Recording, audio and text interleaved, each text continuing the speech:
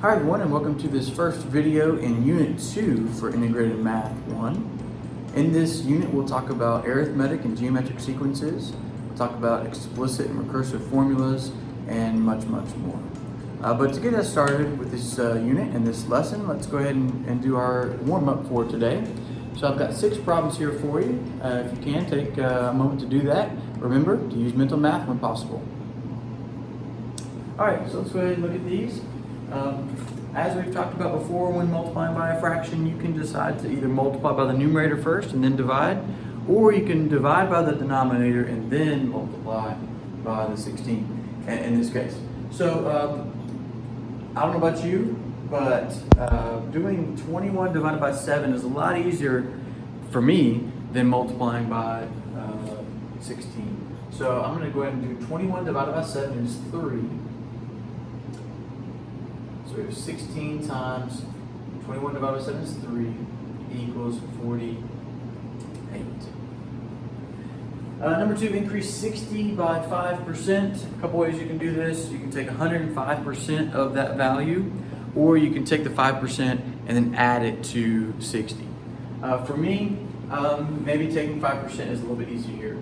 5% of 60, so you can multiply the 5 and the 6. Remember, taking any numbers involved and taking off any trailing zeros. So 5 times 6 is 30. Obviously 30 is going to be way more than 5%, it's actually 50%. So 3 is actually 5%. So we should be getting 63 as a result there. Because 3 is 5%, add that to the 60, and that's an increase of 5%. Number 3 here, is this a function? We talked about last unit how to recognize a function, and that every input must have exactly one output. And so if you look here, every input along the x value is associated with one particular y value. You may be talking about something called the vertical line test. So if you take a vertical line here and go across your function, that vertical line never hits the function more than once at any point in time. And so yes, this is a function. All right, number 4 here, is this a function? Is this set of points here representing a function? So does every input have exactly one output? So an input of 3 has an output of 4, input of 6 has an output of 2, input of 6 has an output of -4, and input of 4 has an output of 0. So does every individual input have exactly one output? Not in this case, right? An input of 6 has an output of 2 and -4. So every input does not have exactly one output because 6 has 2 outputs. So no, this is not representative of a function.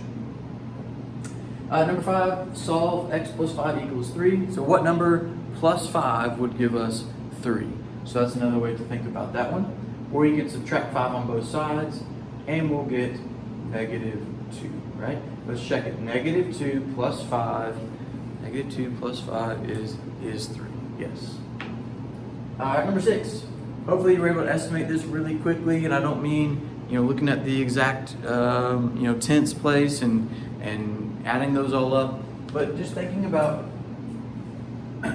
what does overall this make, right? Just maybe to the half or whole unit. So 6 and 4 is 10, and 7 would be 17 in terms of the whole dollars there. If you want to think about this in terms of money. And then you got 38, 5, and 6. Together that makes about a half, right? It's not exactly a half, but about a half. So 17 and a half would be a really good estimate for this one. If you went ahead and rounded up to the nearest dollar, that's fine too. But 17 and a half would be a really good estimate here. All right, so in today's lesson, we're going to start talking about something called arithmetic sequences. But really, I want you to see this to begin with just by looking at patterns. All right, so let's take a look at one particular pattern. Again, our goal here is to analyze patterns to create arithmetic sequences and formulas, and then understand that expressions can be equivalent. So we'll talk about what that means here shortly. So our pattern here is given by this description here. You're building a corral for your pigs using fence panels. And each corral has 4 sides of equal length constructed side by side, as you can see below. You need to figure out how many fence panels are needed for a given number of corrals. So we want to come up with an expression for this eventually. But to start out, I just want you to think about, what do you wonder, what do you notice about this pattern? Anything really. So take a moment to do that. All right, so if you notice in corral 1, we have 4 fence panels here. 1, 2, 3, 4. Corral 2 takes 1, 2, 3, 4, 5, 6, and then 7 in the middle. And then corral 4 has, let's see, 1, 2, 3, 4, 5, 6, 7, 8, 9, 10, and the middle 11, 12, 13. So that's 13 fence panels there. So hopefully you noticed that as the number of corrals increases, obviously the number of fence panels is going to increase, among other things. So we have a series of questions here for you. I think we've already answered the first one. So let's go on to number 2 here. How many fence panels are needed to build 2 corrals, 4 corrals, and 10? So we've thought about 2 and 4. What about 10? So take a moment to figure out how many would it take to create 10 corrals? Okay, so it actually takes 16 of these to make, let's see, 5 of them. And then let's see, 10 would be, let's see, 31, I believe it is. So check my math there, but I think it's 31 that it takes to create 10 of them. All right. So for 1, it took 4. 2, it took 7. 3, maybe you can look at that one as well, because that one wasn't in our pattern. 3 takes 10. 13 is already said, and 5, I think I mentioned earlier, was 16. So then what we can do from there is we can actually plot this on a graph. The number of corrals down the bottom and the number of fence panels it takes across the top, or vertical here. So 0, we're going to come back to that in a bit. 1 corral takes 4. 2 corrals takes 7, so I'm going to plot that there. 3 corrals takes 10. 4 takes 13. And 5 takes 16. Now, there's no such thing as 1.5 or 1.4 corrals, right? So I'm not going to really plot the points in between these points, because we're only talking about whole numbers of corrals. And so we're just going to leave it like that. And we're going to take a minute, and I want to see if you can come up with a function that would produce the number of fence panels given the number of corrals. And label your variables. Let's say that the number of corrals is C, and the number of fence panels we'll just call F for this particular situation. We'll use some other notation here in a minute, but you can just use F and C. So see if you come up with a function that produces the number of fence panels given the number of corrals you want to create. Okay, so there's a number of different ways you can do this. I want to kind of present to you a number of different options here that people have come up with. First, let's take a look at this in more of a piecewise outlook here in terms of breaking up into pieces. So if I take this fence panel on the right, and I think about that being consistent throughout, and then I add 3 to that. And you'll see why I do this here in just a minute. But so we have 1 plus a set of 3. And the second we have 1 plus, there's a set of 3, and then there's another set of 3. So we have 1 plus 2 sets of 3. And then with 4 corrals, we have 1 plus 1, 2, 3, 4 sets of 3. So notice the sets of 3 that we're adding to the 1 is the corral number that we want to create.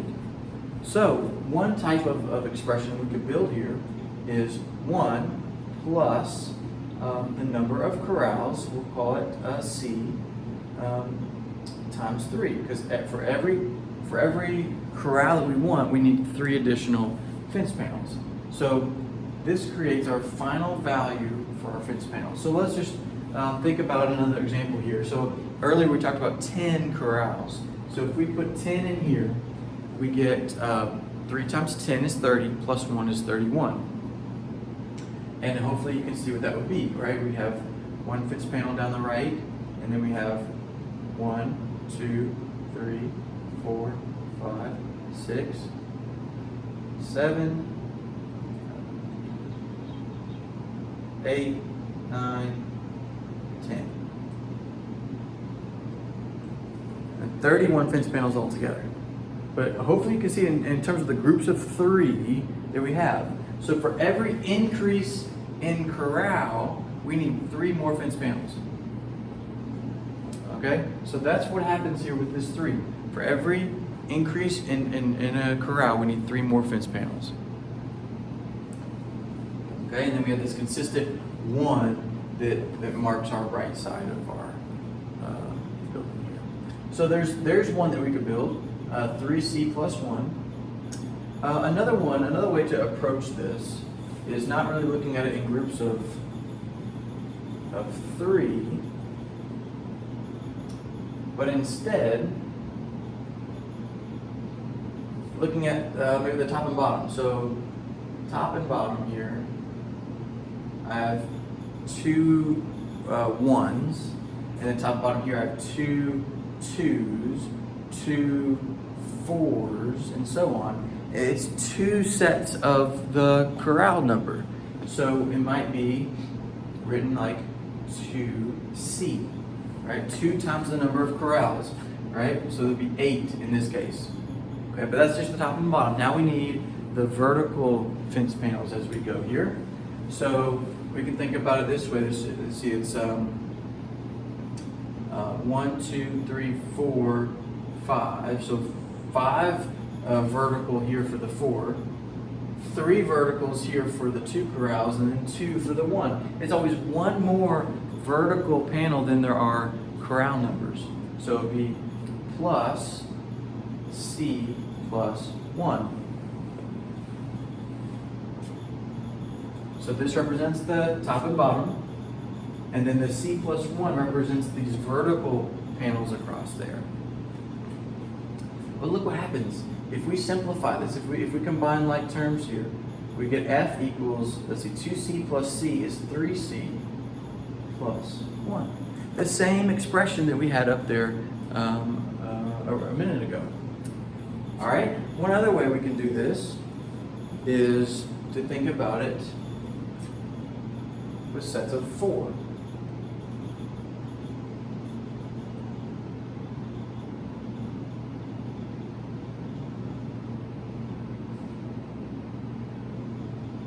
All right, so we have a consistent 4 throughout instead of just a consistent 1. So we're going to mark that with the 4 here. So that's a consistent throughout. And then we have groups of 3 from there. But how many groups of 3 do we have here? Well, let's see. We have 0 groups of 3 here, 1 group of 3 here, 3 groups of 3 there. It's always 1 less than the corral number, sets of 3. So 1 less than the corral number, so C minus 1, times 3, right? Because for each one of these, we come up a set of 3. All right, well, let's see what happens when we simplify this. So 3, we're going to distribute the 3 inside here and multiply by the C and the negative 1. 3 times C is 3C. 3 times negative 1 is minus 3 plus 1. And then we have 3C. Negative 3 plus 1 is negative 2.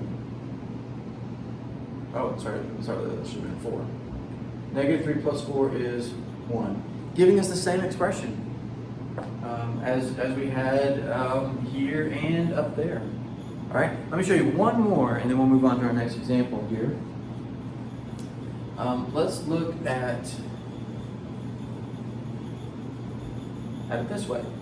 So you could think of these as separate corrals and then push them together and subtract out the vertical panels we don't need. So if we have, think about these 4 corrals, think about it as separate set of 4. So every one would have its own 4 fence panels. So really it would be 16 altogether, right? And then we subtract out any of those vertical ones that we don't need. So in this case, we have 1 corral minus 0 that we don't need. Here we have 2 corrals minus just 1 fence panel that we wouldn't need in here. All right? And then in this one, we'd have 1, 2, 3, 4 corrals minus, so we wouldn't need one of these, or one of those, so minus 3. So it's 4 times the number of corrals, right? So that represents all of these, but then minus, if you noticed, it was the number of corrals, but minus 1. So right, so we didn't need any taken out there. We needed 1 taken out here for 2 corrals, and we needed 3 taken out here for the 4 corrals. So we're taking out the corral number minus 1 of those vertical fence panels. So C minus 1. So 4C represents all the fence panels all together with, and then we're subtracting out these vertical ones that we don't need. So let's see what happens when we simplify this. 4C minus C plus 1. 4C minus C is 3C plus 1. Again, another equivalent expression to the ones that we've developed earlier. So there's 4 different ways to think through this. Hopefully you were able to think through at least one of these ways on your own before seeing this, but that just kind of gives you an idea. So we have 3C plus 1 is our function here. And that can be seen a number of different ways here. In the graph, it can be seen in the table. If you can see in the table, we're increasing by 3 each time, right? Every increase in corral, we increase by 3 in our fence panel. So that's where that 3 comes in. You may have heard it called slope or rate of change. Common difference is another word that we're going to use to describe this, but up 3, increasing of 3 each time. And then of course the 1 represents this 1 on the end that we set stay consistent. So let's see how that compares to our next example. Here we have houses. We're building houses instead of corrals. So a little bit different shape involved here. But the same scenario might play out here. So take a moment, see if you can come up with either things that you notice, wonder, but also see if you can go ahead and start thinking about an expression that might be used to model this. Okay, so in this particular situation, we can do kind of the same thing we did earlier. We can do this 1 fence panel on the right stays consistent the whole time. And then, let's see, we have 1 here, but then we need 1, 2, 3, 4 more to finish out that first fence panel. Here, 2 houses, 1, 2, 3, 4, 1, 2, 3, 4. So it was 1 plus 2 sets of 4. And then here we have 1 plus 1, 2, 3, 4 sets of 4. So if you notice what's changing here is that this 1 stayed consistent, right? So that we're still going to have the plus 1 on the end of our expression, but the amount we increase by every time we add a corral or house here changed, right? It changed from adding 3 each time we had an additional house to now we have 4 for each house we tack on here. So it'd be 4. I'm going to start using N instead of H or C or whatever. I'm going to start using N to represent the number of houses or corrals equals the number of fence panels. And I'm going to start using this term A sub N. So A sub N is a way to denote the output value for a particular sequence or function. So So 4n plus 1 can represent that. So let's compare them. Again, earlier we had these corrals, now we have the houses, and the only thing that changed was the number of panels that we needed to tack on an additional unit of either house or corral. So that's why this 3 changed to a 4 in this case.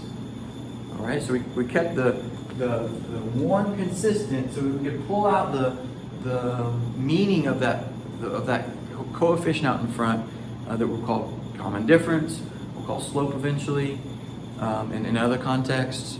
But to pull that idea out, we kept the 1 consistent.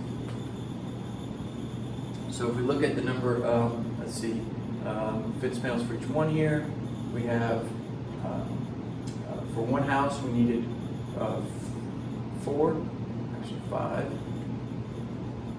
For 2 we needed 9, 3 we needed 13, 4 we needed 17, and 5 we'll need 21 if you use the expression error function. So for 1 we needed 5, 2, 9, 3, 13, 4, 17, and 5, 21. Again, we're not going to connect these or anything like that because we're talking about what we call a discrete graph here. A discrete graph is not like a continuous line or anything. It's just at these particular values, these are the outputs, but it's not a continuous relationship there. Because we can't really describe what like building 1.5 houses means, or even building 0 houses doesn't really make a whole lot of sense in this context. So we're just going to leave that there. What you can see here when the 3 changed to a 4 is that it increases a little bit quicker than the corrals did in our last example. What I want to challenge you to do real quick, and the whole purpose of creating these functions or expressions is to be able to find one way down the road. Like let's say we want to build 100 houses. How many fence panels would we need? So to do that, we would say n is 100. So we would say, let's substitute 100 in for n. So use some mental math here. 4 times 100 is 400 plus 1 is 401. So that means to build 100 houses, we would need 401 fence panels. And we can go backwards too. Let's say we needed 81, or sorry, let's say we have 81 fence panels. 81 fence panels. How many corrals or how many houses could we make? 81 fence panels. So that's like the output, right? So we need to solve for n here and see if we can figure out what number of houses could we create given 81 fence panels. So we would subtract 1 on both sides and get 80. And then we can divide both sides by 4, right? Because this is 4 times some value. So we can divide by 4 to get the original value. So 4n divided by 4 is n. 80 divided by 4 is 20. So with 20 houses, we would need those 81 fence panels. All right. So some good things to think about there. Let's look at one final example in terms of these houses and corrals and that kind of thing. Now we've got a garage. A garage is added to the end of our houses. So I want you to take some time to think about maybe a function that could be used to model this one. Okay, so if you notice here, the houses are actually like consistent throughout, right? The number of, the garages are consistent throughout. The number of garages does not increase or change at all throughout the whole process. So if we start with our garages, that's going to be a consistent 4 throughout this whole pattern here.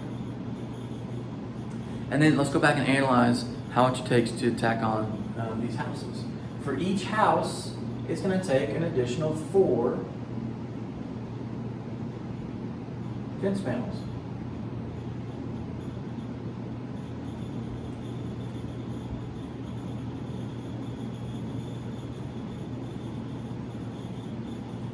So if you're thinking about this like the last example, we've got 4 that stays consistent, right? I'm going to do that actually in red just so you can see the connection there. So the 4 comes from these garages, and then for every house, I'm going to call that N, for every increase in N, we have 4 more fence panels that are needed. So every time you tack on an additional house, you're going to have 4 more fence panels. And we'll say it equals 87. So I hope you notice the difference. You're seeing the difference between the last example and this one. And we kept the houses the same. So adding 4 each time we add a house, that stayed the same. What changed was that consistent piece. Instead of having 1 there at the beginning, now we have a set of 4 to build that garage. And so that fixed amount, or that constant amount, stayed the same when compared to our last example. Okay, and we can plot these as well. For time's sake, we're going to go ahead and move on to a different kind of example, just to see if we can make this connection between what we've been doing and this example here. So it says a lodge rents snowboards for $40 a day, and then a $20 flat fee for safety gear. Write an equation to represent the relationship between total cost C and the number of days renting a snowboard D. So let's take a look at what we have here. So if we've just rented the snowboard, we haven't started snowboarding, we haven't even left the building yet, we would still have had to pay the flat fee for the gear, or for the safety gear, right? So if we think about time here in days, and then cost. So 0 days, I just purchased it, I haven't spent the day yet. It would only be $20. After 1 day, well, now I've got the flat fee of $20, but now I've used the snowboard for a day. So that's going to tack on an additional 40.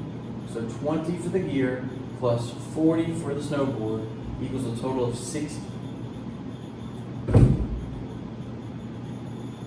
So I'll go ahead and write that out so you can kind of see it there. Day 2, after day 2, we've got $20 for the safety gear, and then 2 times 40 for the snowboard. So that's going to be 80 plus 20 is 100. And we can continue this out, right? Day 3 would be 20 plus 3 times 40. That'd be 140. Day 4, 20 plus 4 times 40, $40 for each of those 4 days would be 180. So you can see what's happening here is we started with 20, and then we're increasing by 40 every day we use the snowboarding equipment. So hopefully you see that consistent piece, that flat fee that stays consistent throughout, and then for every day we use, we're tacking on an additional $40 for each of those days. So this safety gear represents the garage per se, and then the 40 here represents the 4 fence panels that we had to tack on for every additional house. It's just 40 in this case instead of 4. So if we relate this back, this is going to be A sub n equals, let's see, the constant amount every day was 20, plus 40 for every day we use the snowboard. Okay? You can see that happening here, right? So 20 plus the day number times 40, 20 plus the day number times 40, 20 plus the day number times 40. Well, that's what we have here. 20 plus the day number times 40 gives us the total cost. And it's very, very similar to seeing those patterns that we were doing with the corrals and the houses. All right, so that is kind of our conclusion for this activity. We've done the corrals, we've done the houses, we've looked at the application there with the snowboard, and hopefully through this activity, we're able to analyze different patterns to create arithmetic formulas. We're going to continue to practice as we go, but also understand that expressions can be equivalent. Especially in that first example we did, we had 4 different things that were all equivalent, just different ways of thinking about them, different ways of writing them, but they were all the equivalent expression. So that is the end of our first video in Unit 2. In our next video, we'll continue to look at patterns and arithmetic sequences a little bit further.